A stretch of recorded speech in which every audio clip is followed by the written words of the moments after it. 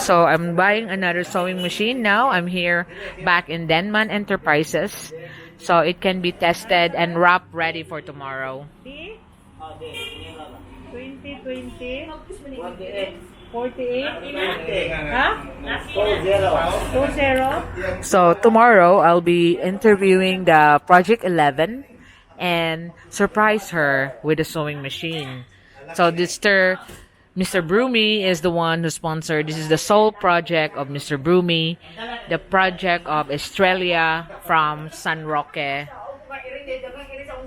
Cebu City.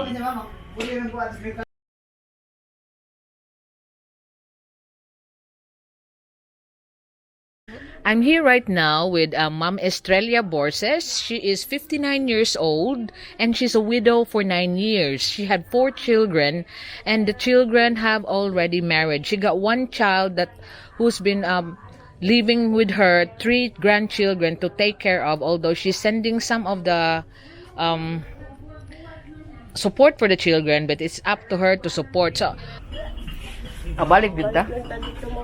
Balik lang ta kayo. So we can't still go through because the water is still there. I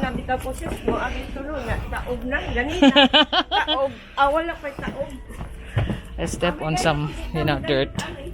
Di hapunan ko ma'am kay busy ba ya? And then I said I was late because I'm so busy with handling paperwork. Imagine just to get a sanitary permit for my office of the charity, I need to have an x-ray for the sanitary permit, x-ray, and I have to get a health card, and all they want to inspect is you got a CR in your toilet, in your office. Pag-yes ako madam. So we just go back here.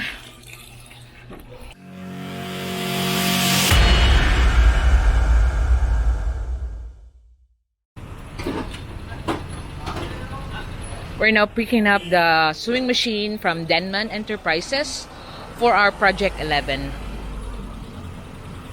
So we are on our way now to our Project 11. I know I was saying that I will be finishing my project pending. I have 10 projects ongoing as of the moment, 4 which is already completed, 1 still making. The 8 and 9 is two pedicabs are still being built right now, and the chicken co-op, then the building of the houses of not the building of the house of Tammy and Christine. So we're going now to Project 11.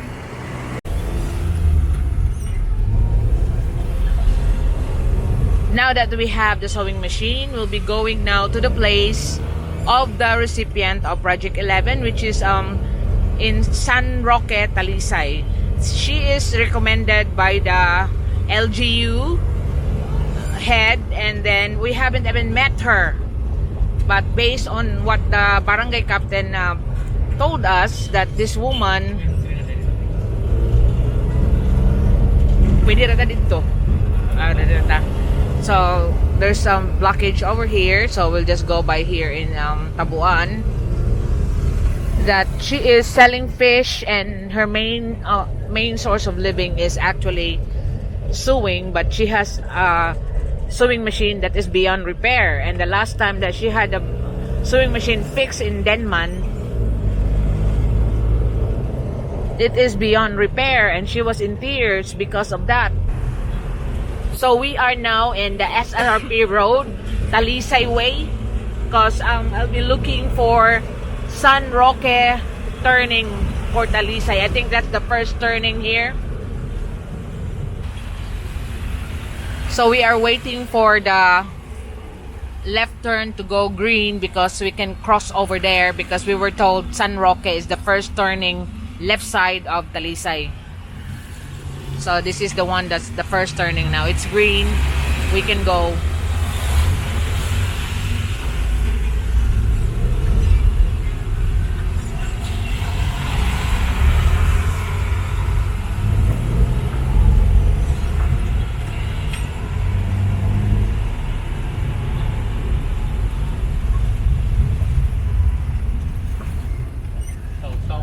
San Roque Elementary School, the National High School man to. So it's there. That one is we're gonna go inside there, and that's the esquina Sausawan. Oh, this one. So elementary school di ay. Elementary high school dito. Oh, high school on the front.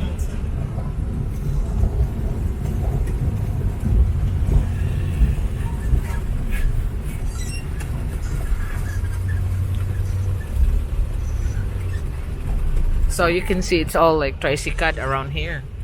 There's people with all of this. So we're gonna have to find her.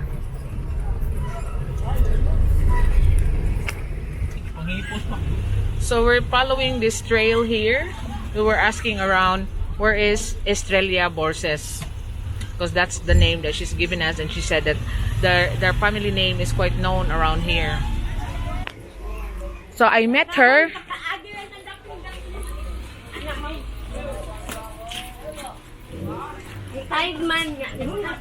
So it's been high tide, and mag high tide musuding dagat.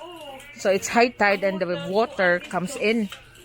So this is the community that Estrella lives. Oh, mauni ni sud. Oh, I could see that the tide comes in.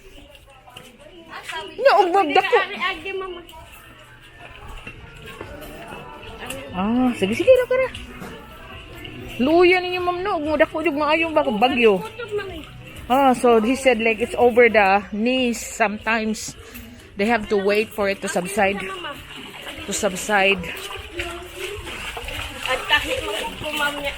Money mong balay? So this is her house. She used to have a shop, but you know, they with sari-sari store, they eventually consume everything. I'm here right now with Mom Estrella Borses. She is 59 years old and she's a widow for 9 years. She had 4 children and the children have already married. She got 1 child who's been living with her, 3 grandchildren to take care of, although she's sending some of the support for the children, but it's up to her to support. So, unsa pa ilain mo mga pangita? Ingon maninda ko ng kag-isda. So, what are the other things that you are means of living? So, she got no space here for all the selling fish. So, she just selling it house to house, but sometimes it needs a lot of capital because she can only afford 2 or 3 kilos ra kuno imong matinda. Ingon sila. So, this is the house of Ma'am Estrella. And before, she's been living here in San Roque, Sitio Sausawan for 40 years. And karon ang imong pangita, Ma'am Estrella, now what your means of living, makina. Manahi. Maninda sudan na. Hunong na sa kung usan na kubuhan. So she's been selling food and mostly it's sewing machine, but the sewing machine that she's using asa man sila tanaw na to imong sewing machine. So this is where they sleep. The children sleeps here, and this is her house, and this is her sewing area. Unsa imong panahion, ma'am? Mga sanina. Ako, ma'am, nakoy kwarta, ma'am, mamuhunan din sa kuha ni Panapton. Kani There nga she ni ma'am ba? is. Kani, ma'am. Kung So- nakoy kwarta mo, palit ko Panapton, magtahi ko anin. So she's does like she'll sew this. Sa kuhan sa pasil ba? Apron. Oh, apron to sell to the fish Kani, vendors. ma'am, mga punda, ako ni suwin. Pillowcase, then she goes house to house. Cortina. Hapin sa bangko, ano ba? So like you can see that her sewing machine is been rented and it's a very old one. Kami sa siya magubak. Mm. Karon dali na, hinahinay lang ko. So this is always broken because it's already been more than 20 years that the owner is still renting it to her because she can't afford to buy a new one for herself because she has to feed the 3 grandchildren and herself. And also when she was married, atong i-store imong balay, madam. Since she was married before, her husband is a laborer on the fish port. So this is the place where the children has grown up. Kisa na paril. Ilaham mo. That's the wall of a neighbor that walled their property and they just stick onto the wall of the property. Dato ang tagyad sa sulod. Because Saon na ka ng barko. so that's like a bank employee and she got all her properties walled up and they just stick themselves to the wall. Magto. So you can see, I said, I'm coming here. There's like loads of water because they're near the beach of Talisay and you can hear the music of the neighbor from next door. So Ma'am Estrella originally is coming from Brazil. He's been 40 years married. At the age of 50, then she become a widow. Her husband, and you can see this is her pride and joy. All her children graduated high school, and this is the husband. That's the picture she's showing me. The husband already passed away 9 years ago, and she's left now to fend for herself and the 3 grandchildren. Although this one is the mother of the 3 grandchildren, is sending support, but she's here you can see that she just graduated high school. So this is the problem with the neighborhood around here. And nya maoray mong pangita madam nya kuan kanang kada adlaw asay mo mga apo. So that where is the grandchildren? That's what I'm asking her, and she said that they've been going around somewhere. Kani nasiminto lagi imong kuan ma'am. Ma'am, kasaon na ma'am na nangutang ko kanang asa gali ma'am. Aksa. Aksa sige, Philippines. Oh, unya, mauro sa mi paghuman mao. Wala ni tinda, wala tindahan tud karon. So this was the help of the Aksa Philippines. Alam ma'am, giving them sari-sari store, and like usual the sari-sari store don't work because like I said, eventually the actual people that's running the sari-sari store consume the items. So I'm telling her I had a surprise for her, and it's there in the multi-cab. So we'll go back to the flooded area. I'll pass by here on the side. So my shoes nasunas na. It's now going to low tide. So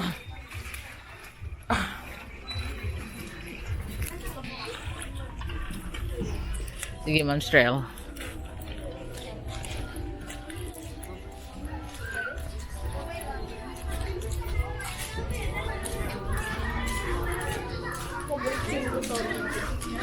Kailan ni mo dirita ng mga tao day, ma'am?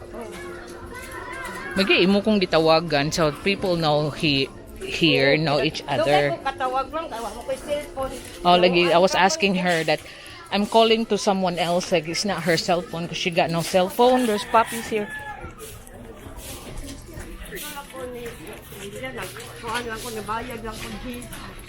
So she pays her neighbors every time there's a call for her. That's what we had last time.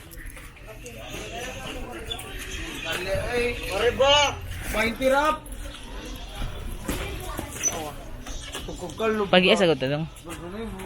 Okay. So dira ma'am. Mao na imong sewing machine kay ngano, di ba ningon ko nimo nga mag-interview sa ta? Niya naaman si Mr. Broomy, si Broomy ang nag-sponsor nimo. So this is Ma'am Strelia looking at her new sewing machine from Broomy. Dara Ma'am Strel. Para sa nawe ba? Hindi na usa. Ato ihatod sa imong balay.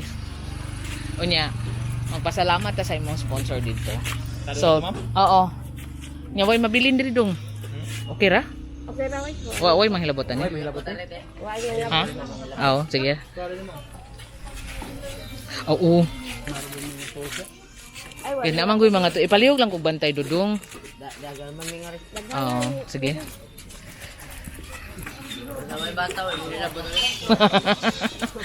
So this is quite a densely populated urban community.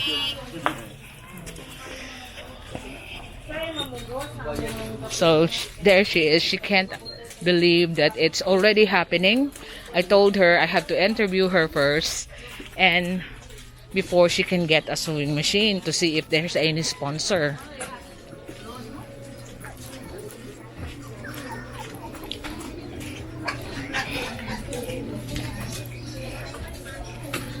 So I have the two boys here carrying the sewing machine to her house that is flooded.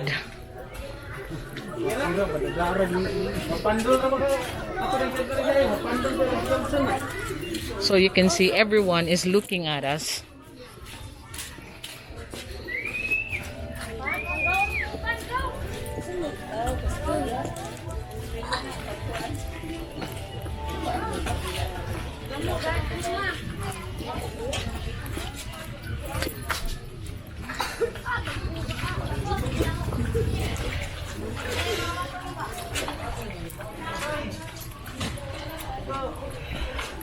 I'll go here because now the water subsides a bit.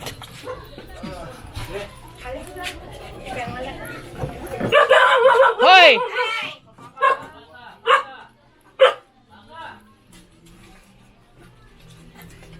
Oh, sige. Ana lang daw niya. Balik ka lang to ninyo dayon, Pete. Balik nga mo. Lagi. Wata lang ko kadiyot. So, ma'am, kana, mao imong kuan niya. Kana, gi-sponsor ka ni Brumi. Si Mr. Brumi ang host sponsor for this Project 11. Kabaw na ka. Hay! Kabaw na ka mo set up ni Ma'am Celia. Ikaw na ikuan ani. So magpasalamat lang ta ni Ma'am. Hi, Mr. Bruni. Thank you for giving this machine for my Para sa imong sewing for your means of living. means of living. Bisaya lang ma'am ako rin. Salamat sa machine nga imong gihatag kay Thank you so much for the machine. nakatabang nina ko. This will really help me. Nakatabang kay nina ko dako. Nya para makakuan ko sa akong panginabuhian para makakaon ko sa matag adlaw. Thank you kayo Mr. Bruni. God bless you. Kuan, Ma'am Australia was saying he wants to thank Mr. Brumi so much because this is gonna be a big help, a real life changer. Because right now, sige lang na ma'am, kaya naman ko kuya iro. Because the dogs is now wiping himself on me. Oy! Good boy. And he said, thank you so much, Mr. Brumi. You really changed her life. He's been doing that old sewing machine for a long time. Now, uy, doggy! She can sew as much as he can without having it fixed because this is her means of living now that she's getting older. Kanang mo lagi yung pasana. Gusto siya nga makita nga imo siya ablihi ko no Ma'am Stelia. Ana. So she wants to open it up because she's really excited. She was in tears, Mr. Brumi. Thank you so much for helping her. And I could understand why she's really struggling because of her old sewing machine. Now she had a brand new one. She's opening it up without the weight and she was surprised. Oh, brand new good kayo Ma'am Strelia. Gi-check na siyang Randy og Miser dito ba para di ko na kasig payo. There she is. That's her own sewing machine for the first time ever.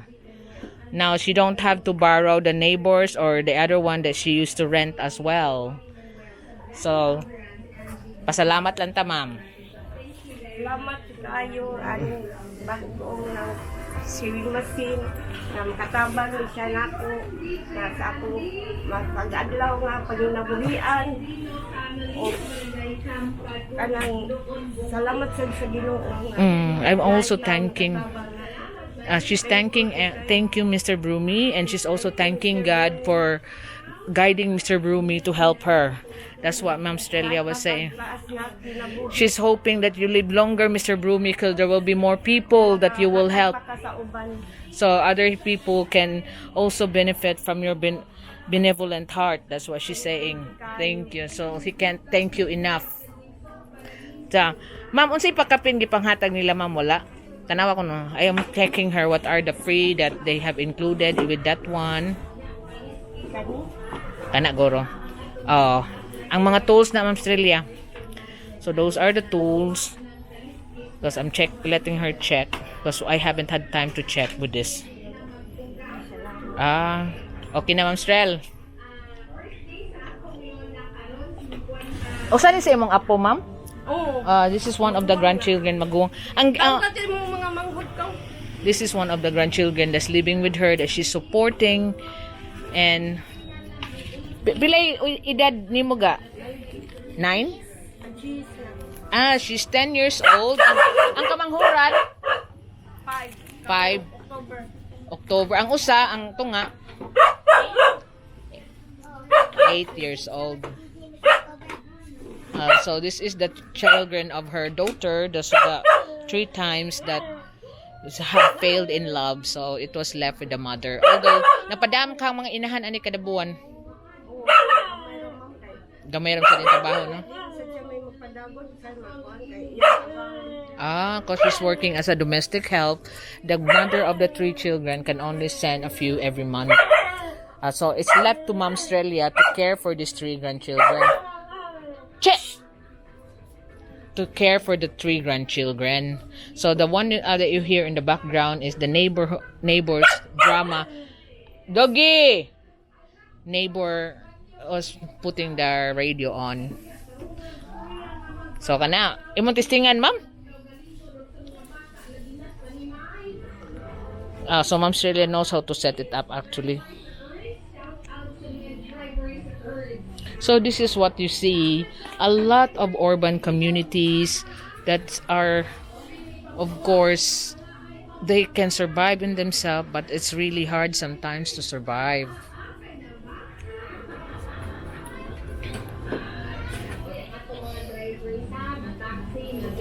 Bag-o jud kay na, Ma'am Strel. Aw nya na lang oy, kanang wa ko. Sige, okay, that's it now. This is Ma'am Australia. Thank you so much, Mr. Broomy. You really changed your life. First time ni mo na kay bag-o? First time ever she had a brand new sewing machine for herself. So she was telling me, like, there's a man that come in here a while ago. That was the man of the, you know, what we call here the Turco. That's Bombay na nagpapautang. The like Pakistanis that have a business in 5-6. And she has a sewing machine before secondhand. She loaned from the Pakistani, and then the Pakistani repossessed the machine because she can't afford to pay back the monthly. Because Mom Australia wants to show me the neighborhood, so you will be aware. Look at this.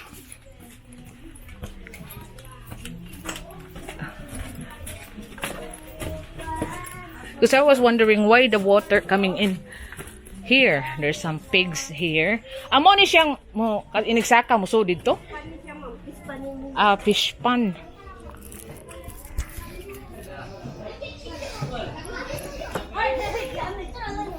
So here. Bagi asa ta dudong. Unsay isda ang gikuan diri? Bangus and tilapia is being bred here.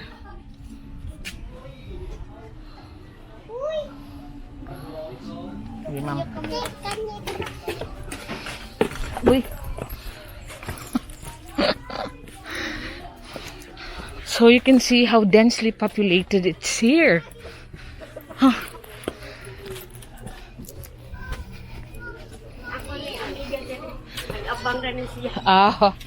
Hello, ma'am.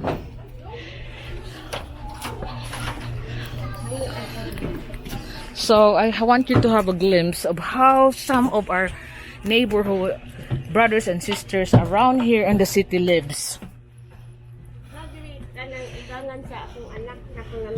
Ang usa.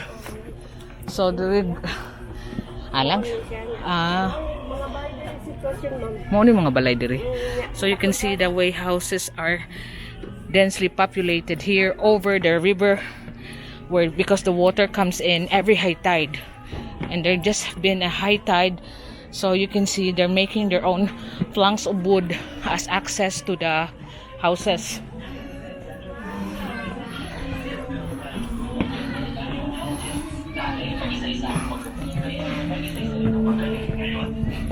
Even the dog is hiding there.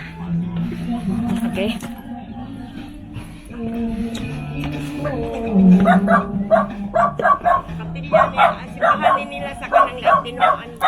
So this is a church. Christian church. So you can see there's a cross there. Mato ta dito. O dili na taka no. Ato lang ni. So if it's low tide, we can actually go there. But right now, it's like this is how she lives here in their neighborhood. Ug ting bagyo ba musaka gyud ang tubig ug taas. I was asking them, it's really typhoon season. Di pa ni mga dagat. Lapas ni siya mo. Diri, sa imong balay ma'am. So during typhoon season, all these planks that we're walking on all be covered with water.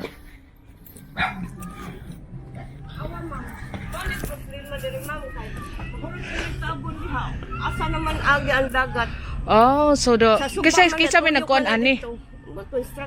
There's a construction that's trying to block the water, so the water now will be going to the neighborhood. Mura mamug mga kuan ma'am no? Badjaw. So I said, you're like living like badjaws. Binyo ba? Oh, that's our like newly married ones that they create their own sheds, and then bagusan ng usay ng their own sheds, and they are underwater during rainy season, and typhoon season is really dangerous for them because they're gonna be floating. Ano siya sulti sa Talisay ani? City Hall. Because I said, why is this allowed like this when there's a lot of residents? Lagi drainage ani, because there's no drainage for the water to go through. That's why it's all stagnating and then going to the residential houses. Hala ka, luoy sa din yung ma'am. Uy. So when during typhoon season, the actual planks here will be covered and they will be going to evacuated to the elementary schools temporarily, and then when the water subsides, that's when they go back to their houses.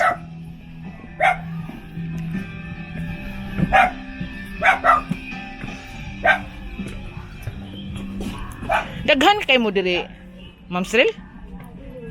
Mga 300. But 300 houses like this. Sige, ato tuon ma'am. Nagkuan mongod ka nagsapatos. Kuan di ay? Kato ba dagat? Oo, pwede ra sa kilid lang ta. So she said she wants to show me the end where you can see the actual sea. You can know. Pwede ra diri? Pwede ba panon bubas na ba?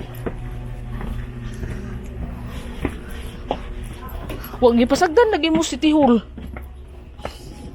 Di man pinangga din mo. So what happened to the City Hall? Why are they allowing this?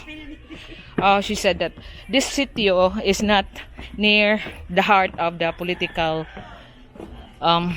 management right now, so they have no assistance for flood season like diri ma'am.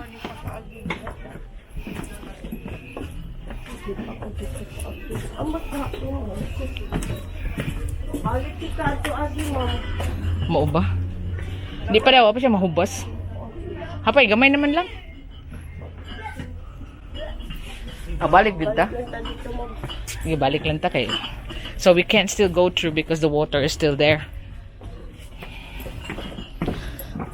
Bitaw po sis mo abi tulo na taob na ganina. Taob. Wala pa taob. I step on some, dirt. Di hapunan ko ma'am kay busy baya. And then I said I was late because I'm so busy with handling paperwork. Imagine just to get a sanitary permit for my office of the charity. I need to have an X-ray for the sanitary permit. X-ray. And I have to get a health card. And all they want to inspect is you got a CR in your toilet. In your office. Pag-yes ako, madam. So we just go back here. Pagi. So you could imagine if there's fire in this area, the resident will be so much at risk.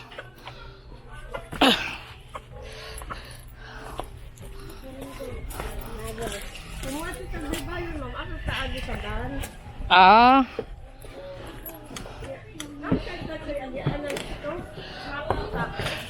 Ah, she said that because it's all flooded right now, it's easier to go by the seaside from here through the main road.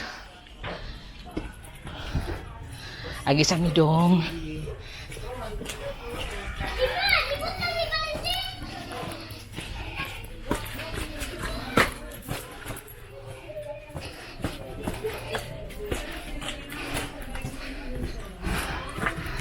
So, this is rural, urban living. Na waistline karon 25 na. Imagine mo.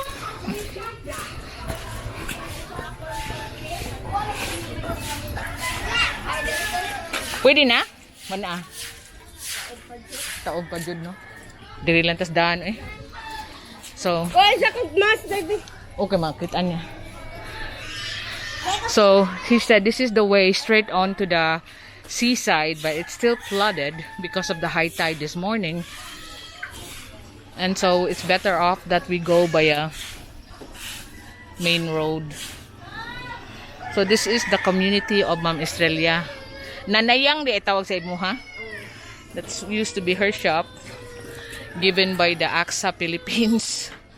But like usual, they eventually consume the things inside the shop.